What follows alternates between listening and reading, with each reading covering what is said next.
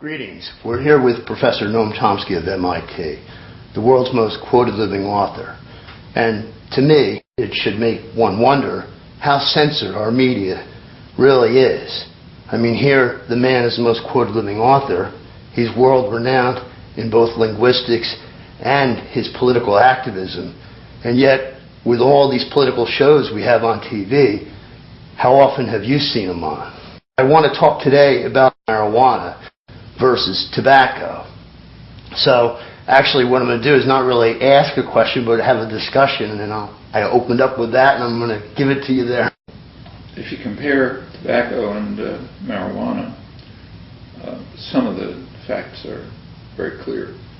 Tobacco is a huge killer.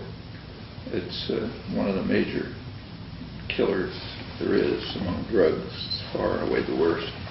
Deaths from passive smoking, being exposed to smoke, are considerably higher than the deaths from hard drug overdoses. And of course, active smoking is far worse.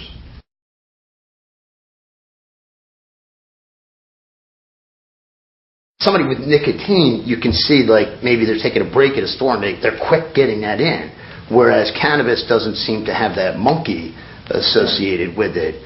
And maybe you could start that with the Harry Anslinger, who started that whole crusade against this other plant. Story. I mean, what basically happened is that after Prohibition was ended, the Bureau of Narcotics had a big staff, huge bureaucracy, had to do something. So they grabbed onto marijuana.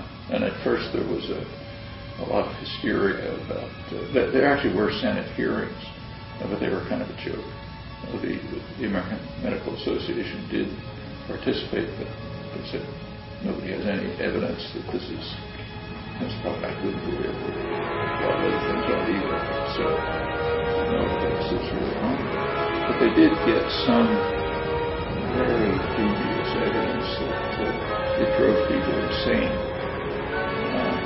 They really had evidence for this? Because from what I understand, testimony. Because I knew that like Mayor LaGuardia had a study done afterwards, and plus it could actually help people who have AIDS and cancer. In cases of people with cancer whose diets, whose food intake was declining. Stimulates appetite. I say that the best thing to do is marijuana, which can't be so.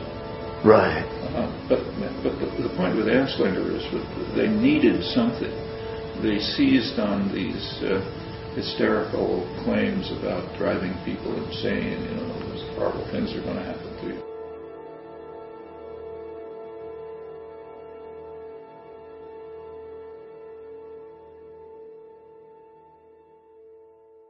It was not that they had evidence that it was harmful. It was, again, a class issue. Marijuana was picked basically for two reasons. It was used at first by Mexicans, and there was a lot of anti-Mexican discrimination. Right, exactly. And then it was used by blacks, black artists in the Harlem Renaissance and so on. This was picked, again, pretty much on a class basis.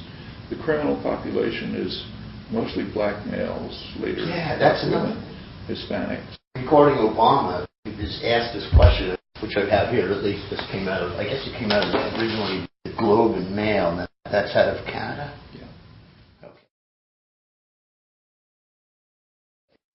At the beginning of the forum, President Obama stated, quote, "When running for president, I promised to open up the White House to the American people, and this event, which is being streamed over the internet, marks an important step towards that goal," end quote. Here's how he answered the question. I mean, he didn't really even he just answer it. 3.5 million people voted. I have to say that there was one question that was voted on that ranked fairly high, and that was whether legalizing marijuana would improve the economy and job creation. And I don't know what this says about the online audience, but I just want I don't want people to think that this was a fairly popular question. We want to make sure that it was answered. The answer is no. I don't think that is a good strategy to grow our economy. So, all right. Obama wasn't asked if he thought legalizing marijuana would stimulate the economy. He was told it would. Everyone knows that, or should anyway. He was asked if he would do something about it, but never answered the question he was asked. It's not a joke. Criminalization in the United States, even a lot of it is drug-related, but the whole system that's developed, particularly in the last 30 years, but it's bad enough when you go farther back, is unusually savage by world standards. If our president wanted change, I mean, here we're deciding what humans are so dangerous to society that they have to be put in a cage. That should be serious. I don't think people realize, too, is if a parent is sent to jail or prison, it's like orphaning children. I mean, mommy or daddy's being put in a cage. I hope that Obama gets to have a second thought about all this, is what I'm hoping, so we could have a better world.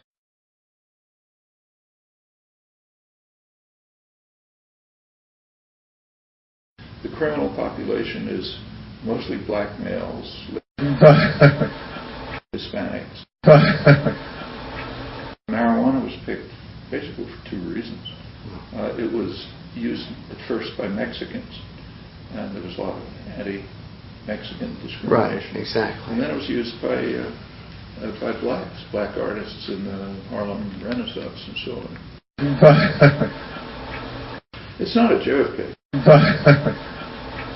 It's not a joke.